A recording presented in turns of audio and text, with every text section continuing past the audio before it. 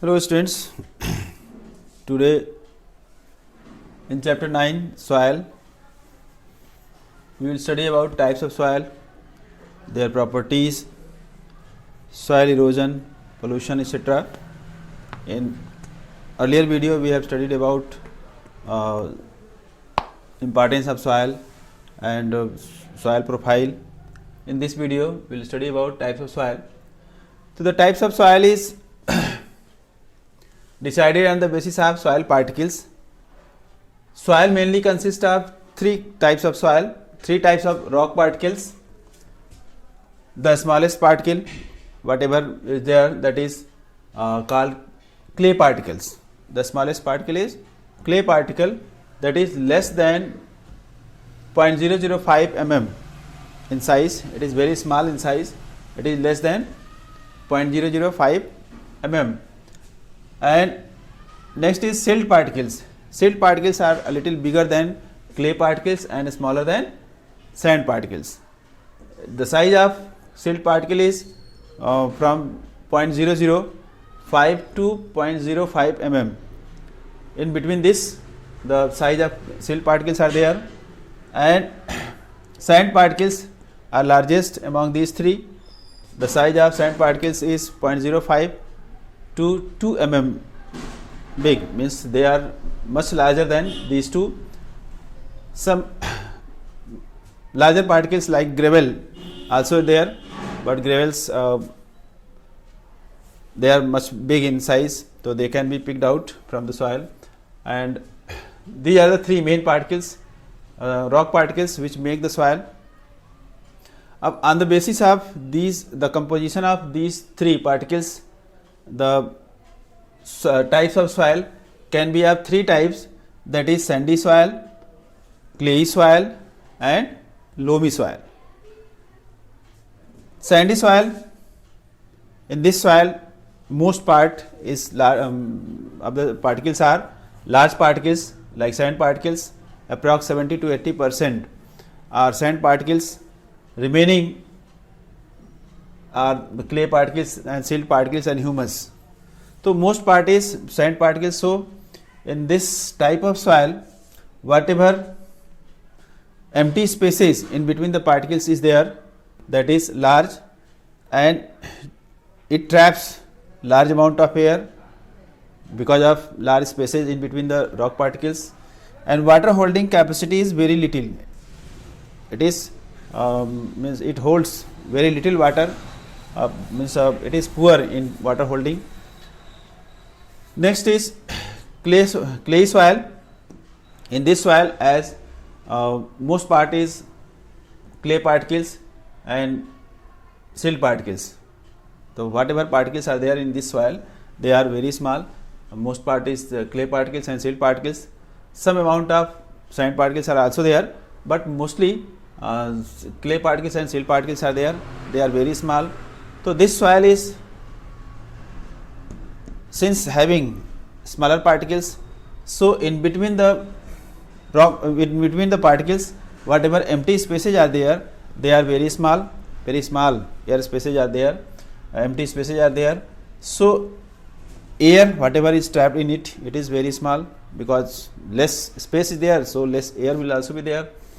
And water holding capacity, it holds a lot of water, means water holding capacity means water absorption capacity of it, you can say water retaining capacity of this soil, means clay soil, is very large.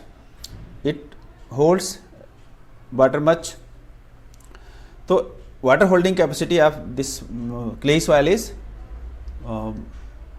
maximum than, means more than sandy soil and loamy soil both. So it holds a lot of water.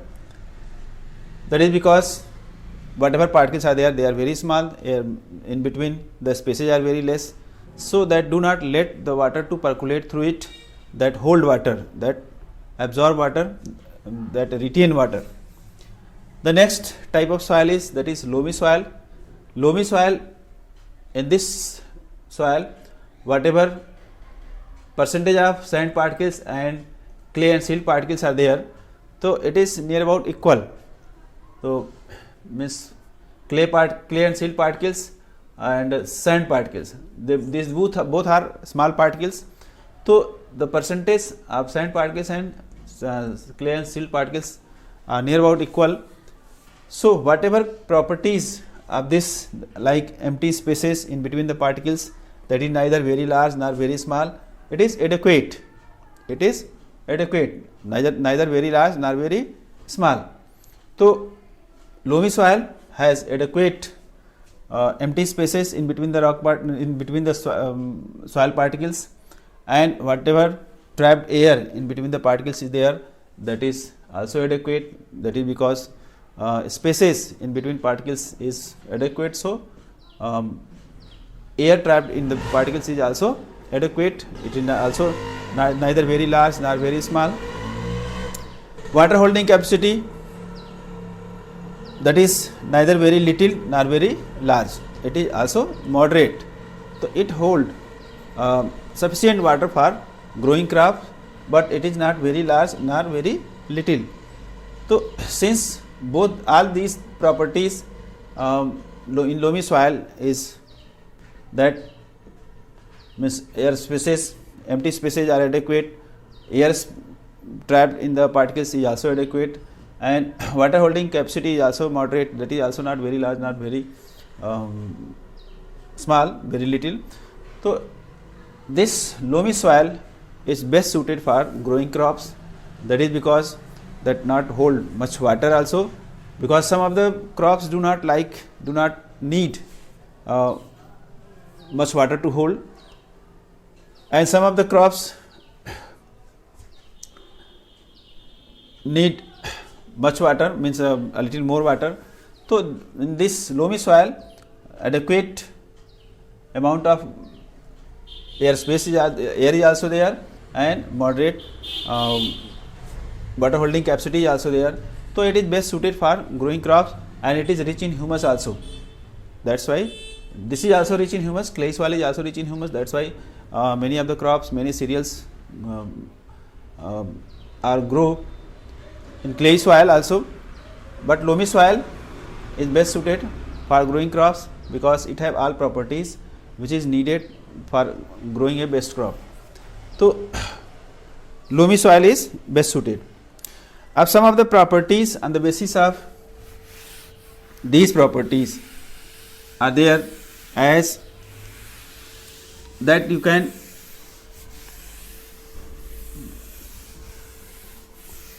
calculate by some activities as percolation rate. Percolation rate.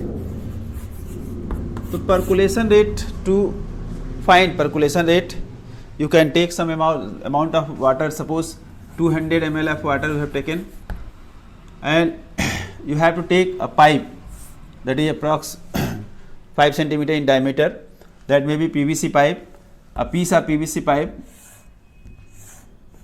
that is open from both sides, so that you will fit into the soil. In the soil you will fit it, having 2 centimeters inside the soil, and then this 200 ml of water, whatever is there, that you will pour it into this pipe, and after whatever time it takes to percolate into the ground, suppose that takes 20 minutes or 10 minutes, it is taking 10 minutes in percolation.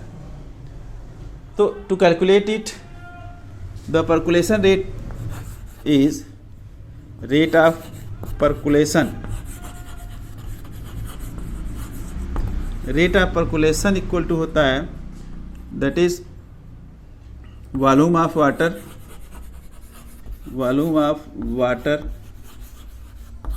in ml upon time taken या percolation time.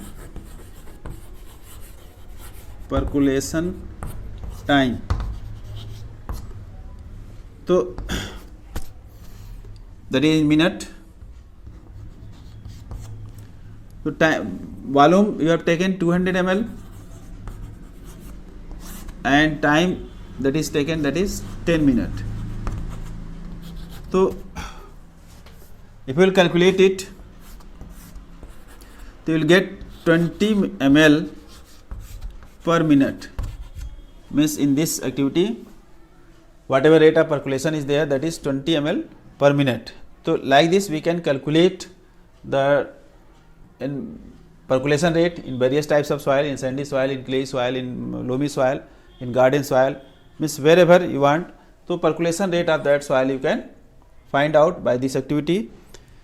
So this is the activity to show the percolation rate. The next property is moisture in the soil. All type of soil have moisture.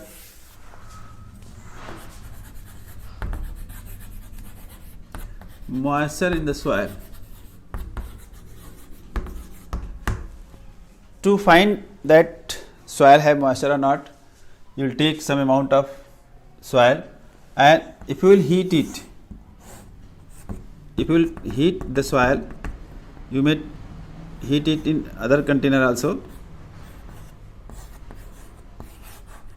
If you will heat it, so you will find that water droplets will be visible here. When the soil will be get heated, then water droplets will be visible here. Water droplets. Okay, and this is soil. When you will heat it, then water droplets will be visible here. It shows that whatever moisture was there in the soil, that evaporate because of heat, and here getting cold surface, that is condensed, and it is becoming visible in the form of water droplets. Or in any container you can take in big container, whatever you have, in that you may heat the soil, and with covering it, with a lid. So when you will take the lid out, to take out lid, then in under surface, at the under surface you will see the whatever water droplets are visible. It means that whatever moisture is there in the soil, that is evaporated, and it condenses here, and it is visible at the lower surface of the lid. So by this activity you can show that the soil has moisture. Another property, that is absorption of water by the soil. So absorption of water by the soil, to show this property,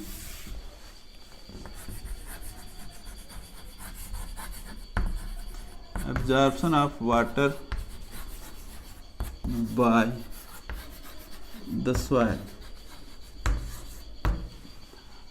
You can take 3 measuring cylinders, and over this you will fit a plastic funnel,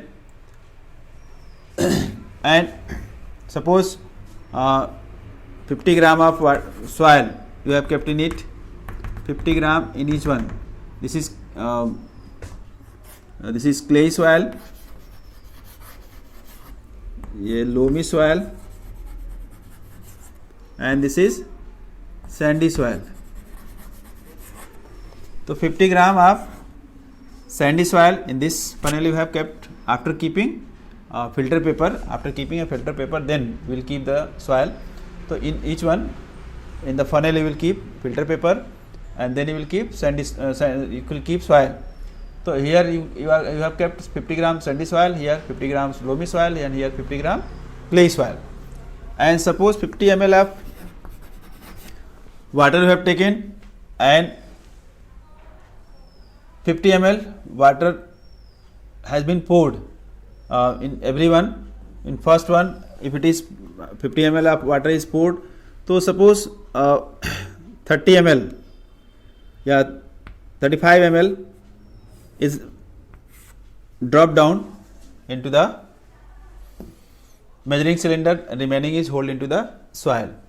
And here suppose 35 ml is dropped down. Here suppose loamy soil it is, so less than this it will drop down. So suppose 25 ml it is dropped down, and here suppose 15 ml drop down, it is clay soil. So in this very less amount of water will come down, and here it will come down less than sandy soil. So by this activity you can calculate by the formula. You have taken 50 ml of water, and in sandy soil 35 ml has dropped down. It means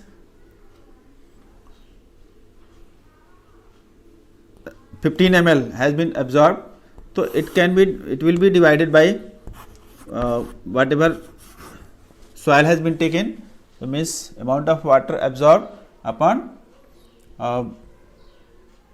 weight of that soil taken into 100%.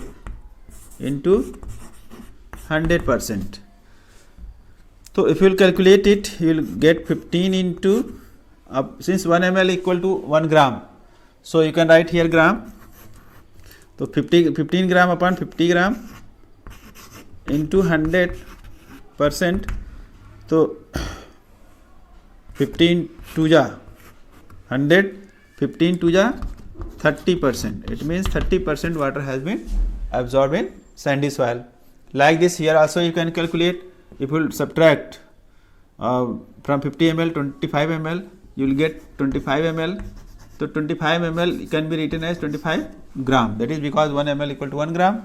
So 25 gram upon 50 gram into 100%.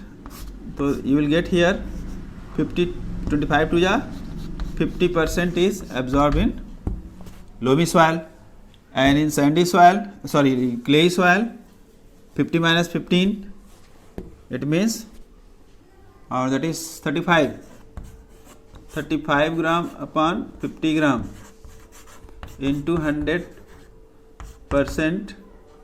So 50 to ja 100 and is 70%.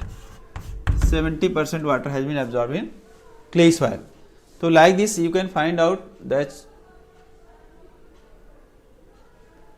what is the percentage of water holding capacity or what is the percentage of water absorption capacity of the various types of soil in sandy soil, in loamy soil and in clay soil. So by this activity you can compare the water holding capacity of the soil, different type of soil. Now soil and crops.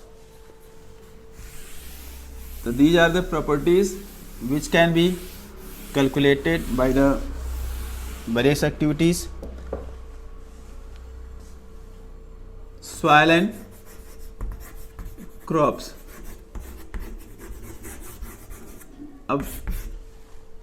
Various crops grow well in different soil. Some of the crops need a lot of water. Some of the crops need very less water. They need only moist soil, but the water should not stagnate in that. So according to that, according to the locality, according to the weather condition, climatic condition, and according to the soil component, there is variation in crops and in the sowing season also. So as rice crop need a lot of water, stagnant water is also required in the rice field. So it is sown in the rainy season, and it is preferred to sow it into the either clay soil or loamy soil because that hold water and water retained in that type of soil. So rice grow well in the clay soil because the water holding capacity of the clay soil is best than other, means more than other two. So but whatever soil, whatever crops do not want a lot of water, means do not prefer a lot of water to stay into the crop field, like pulses, gram, pea, linseed, etc. So that type of soil is grown well in the loamy soil. Why wheat crop is not sown in the rainy season? Why wheat crop is not sown in the monsoon season? That is because in monsoon season a lot of rain is there and water is stagnate in the crop field, and wheat crop do not need stagnating water, that need only moist soil. There should be time to time irrigation, but water should not stagnate into the crop field. If water will stagnate, then wheat crops, wheat plants will be destroyed. That's why it is sown in the winter season, and it is preferred to sow it into the in winter season. So since less rainfall or rarely rainfall take place, so it can be sown in the clay soil also, and it can be sown in the that is loamy soil. But loamy soil is best suited for these crop, for all type of crops. Sandy soil, since it lacks humus, since humus is not there in sandy soil, and that water holding capacity is also very poor, so they do not hold water. That's why that is not suitable for growing crops. Only cacti, etc. in desert area you may have seen various cacti grow there. So that type of plant only can grow in the sandy soil. But loamy soil and clay soil are good for growing crop. Among them, best suited is loamy soil.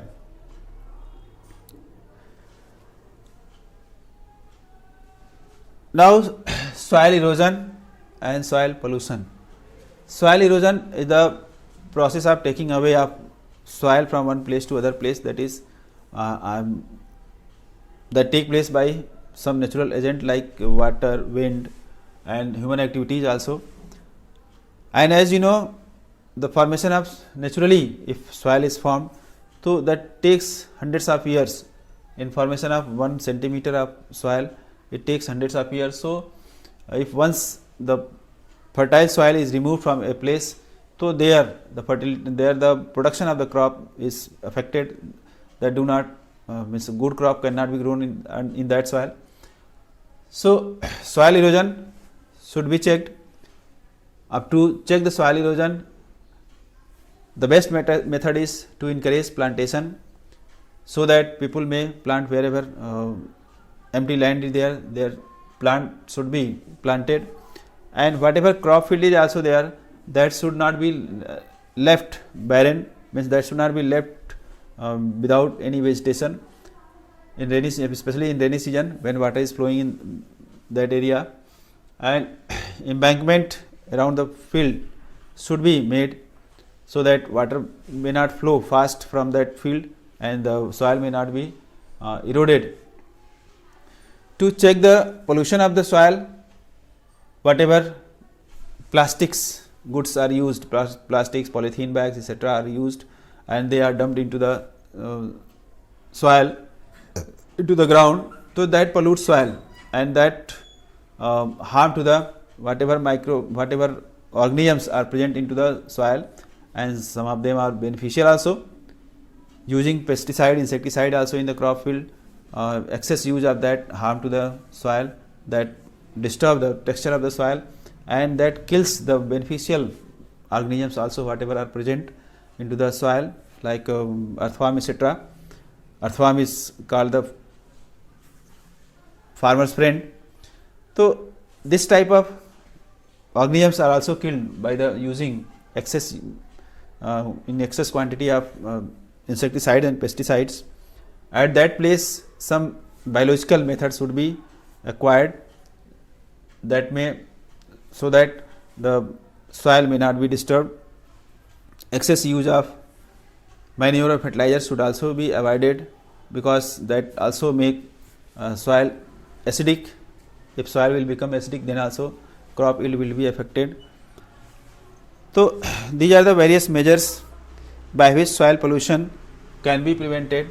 And to prevent soil erosion, plantation should be encouraged, embankment, making dam on the rivers to check the flood, to control the flood is also a measure to prevent soil erosion. Overgrazing in the field should also be avoided, because by overgrazing, whatever animals graze in that field, by their hooves, whatever vegetation is there, small vegetation is there, that is harmed, and the time comes the land there is less less vegetation is there, means vegetation is harmed by the hooves of the animals, and that makes that help in soil erosion. When water flow from that field, the soil is eroded from that field.